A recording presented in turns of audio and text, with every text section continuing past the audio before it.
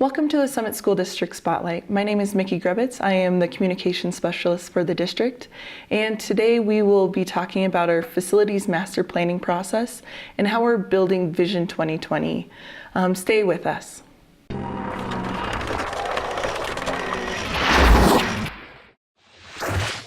Thanks for tuning in. Again, my name is Mikki Grebetz. I am the Communications Specialist at the school district, and we're going to be talking about the facilities master planning process that the school district has been doing in the last couple years. Today I'm joined by Chris Guarino of NV5. He is the school district's owner's rep as well as the project manager for all the projects that we have going on. Welcome. Thank you very much. Happy to be here. Yeah, thank you. So just some background about Vision 2020. That was a strategic planning process the school district started a handful of years ago, and that was a group and a committee of a number of people throughout Summit County, and that was Summit School District staff and teachers and students and community members, and they came together and defined how to really make our schools safe 21st century learning spaces, and how to best prepare students for workforce readiness and post-secondary education.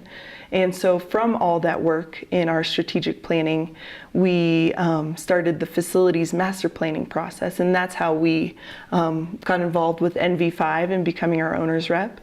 And Chris, what is NV5? What is an owner's rep?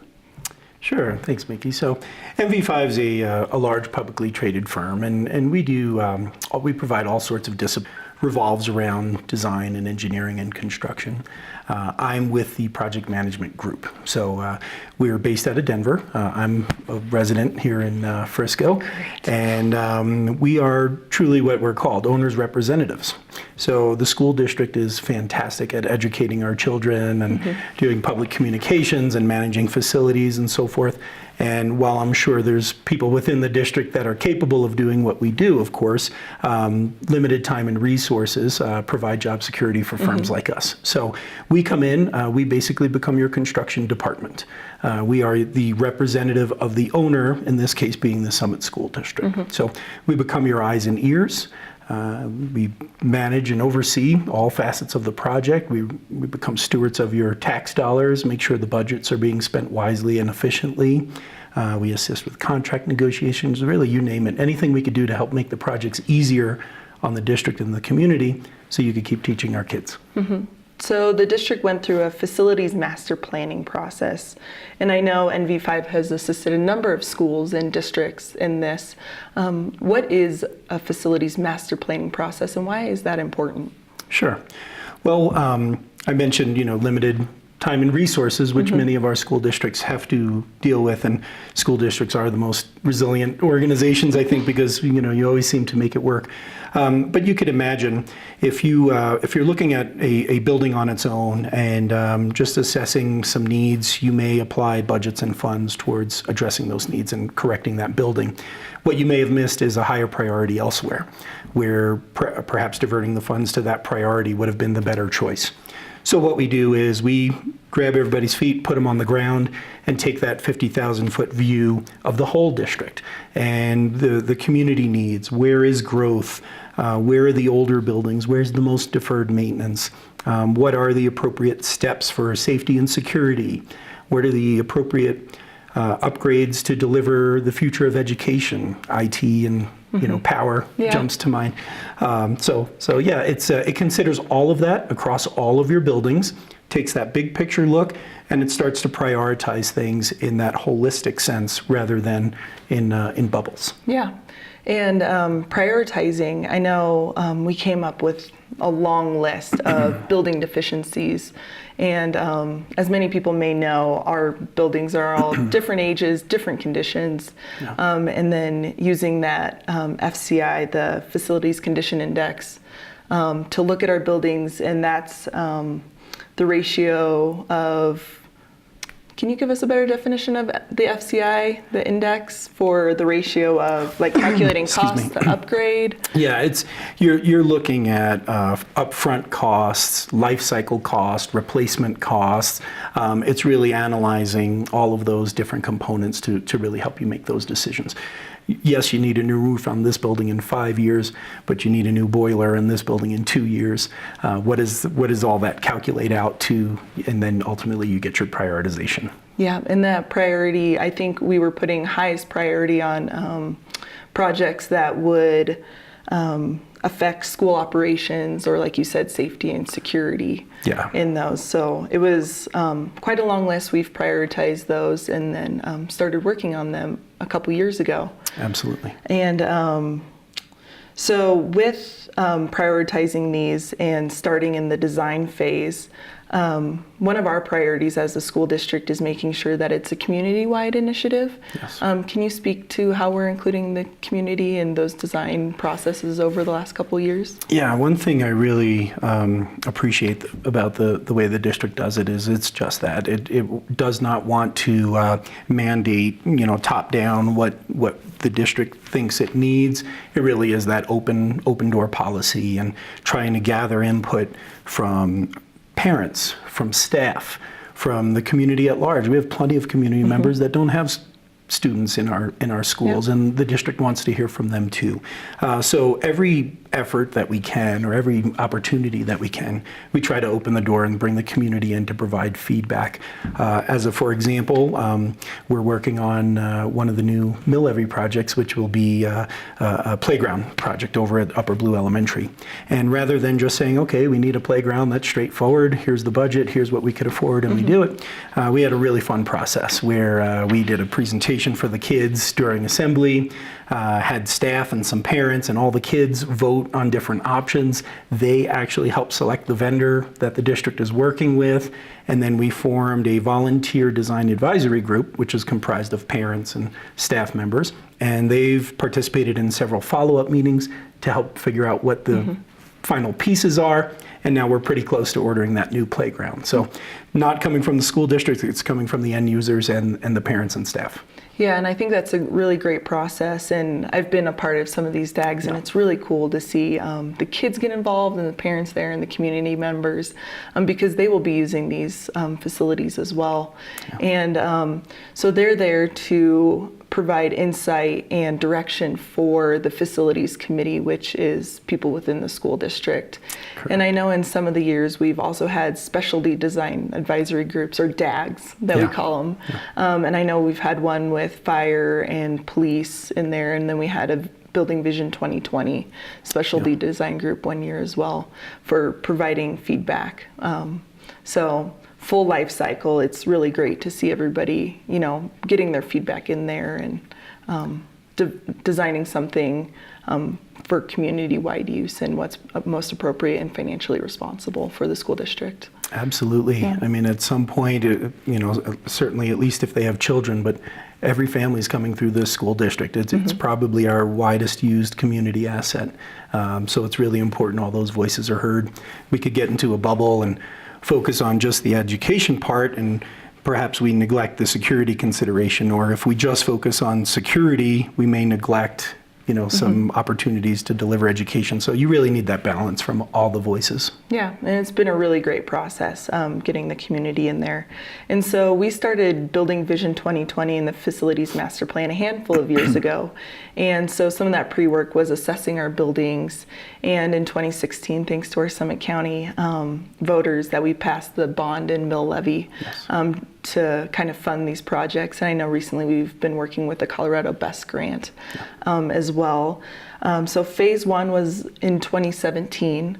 Can you talk about what projects we did back in 2017? Sure, yeah. That first phase pulled out some of the elementary schools. So what you really saw was internal renovations occurring at Silverthorne, Frisco Elementary, and Upper Blue Elementary. Some maker space, creative spaces, open floor plans, media center work, interior renovations within, and some site circulation at some of the schools. Moving into phase two, which really came into this last year, we got the rest of the elementary schools. So we were working in Summit Cove, Breckenridge, and Dillon Valley, of course. Very focused on those media center and maker spaces and creating those broader educational opportunities for our students. Dylan's project also included the exciting addition of the new kitchen and cafeteria, expanded resource there. That's really been great to get that up and running. And then on the other sites, improved site circulation. As a matter of fact, using Upper Blue as the example again, if for those parents who maybe day one thought you were entering a new go-kart track, it added a little bit of mileage to the drive, so to speak. But what it did was it pulled all that traffic off of the road and really avoided a lot of the backups that the community and the neighbors were experiencing. So those kinds of site circulation improvements were a big part of this. And then, of course, the additions at the middle school and high school, which have been very exciting. Yeah, and I think that was one of the things that came out of some of our building assessments was looking at enrollment, and we are going to have an increased student enrollment at the middle school and high school, yes, which is really exciting. So we were able to do those additions last year in the phase 2. In phase 1, we had design advisory groups at every building, yes, because we had media centers, secure vestibules done at every school. Yes. And then we had a north and south advisory committee last year for phase 2 projects. For phase 3 projects, we have, like you said, Upper Blue, new playground is in phase 3, I guess, and we have a design advisory group there, and the students were involved in the voting, and it was really cool, and parents and community members are part of that design advisory group. So now we're moving into phase 3 this year, so right now we're in kind of that design phase of phase 3. What kind of projects can we look to see for this bond projects? Yeah, well, we're really getting to some of the fundamental, rounding out the district's improvements type of projects. So maybe less attractive to the broad community involvement and design advisory stuff, more house cleaning and getting facilities in really good order. So critical maintenance needs, yep. So you'll actually see some continued improvements here at the high school. We actually have additional improvements we'll be making on the STEM lab, and actually doing a substantial amount of student restroom renovations. That's all coming this year. You'll also see Alpensee Road. That's going to be a big one, returning two-way traffic while maintaining a separate pedestrian and bike lane. That will be occurring here at the high school. Pretty straightforward design there. And then some really, again, fundamental improvements out at the field house, improving the facility, buttoning up the holes and so forth, and then some basic improvements, hopefully expanding some storage and things like that. So some really important projects, but not as broadly impactful as some of those big phase 1 and phase 2 projects. Yeah, a lot of those projects will be kind of in the guts of the building. So HVAC, plumbing, electrical, I think there's some roofs in there. Correct. Roofing, actually some additional ongoing safety and security, some PA systems in the elementary schools, and a lot of the things you don't see, mechanical units above the ceiling and so forth. So we're really excited to get those things upgraded in the school district. The other side of it is that we have our capital projects that we'll be doing this year, and so those include the Upper Blue playground that we talked about, the White House behind the high school, as well as a professional development space for our teachers. So there's a lot going on this year with phase 3. What about future years? What happens after this year with bond projects specifically? Sure. We really are at a point where we're planning out the balance of that bond, the available bond funds, and we'll be expending them on these projects. I believe the school district's committed to spending those dollars within a certain amount of time as a condition of the bond, and we're really nearing the end of that. What you do also have, as supported by the community, is this ongoing mill levy, which will help with that deferred maintenance on an annual basis. That is tremendous. That is a wonderful thing for our school district to have, so that you avoid, or at least prolong, those big projects down the road. Oftentimes it's an accumulation of deferred maintenance that leads to a big renovation project. So the school district will have good, responsible, ongoing maintenance, but may have a little bit of a breather from the big construction projects for a while. Yeah, so it's been really exciting these last couple years, and we're just really grateful for our Summit County voters and giving us this opportunity to update our schools, as well as addressing these critical maintenance needs and creating really new cool media centers and secure vestibules to keep all our students safe while they're at school. So Chris, I just want to thank you for your time today, and thank you for being here, and for all the hard work and being an owner's rep. And and thank you, Summit County, for your votes. And we're just excited for this summer and phase 3 and for what's to come in the future. And if you have any questions or would like more information about Building Vision 2020, sorry about that, please visit our website, summitk12.org.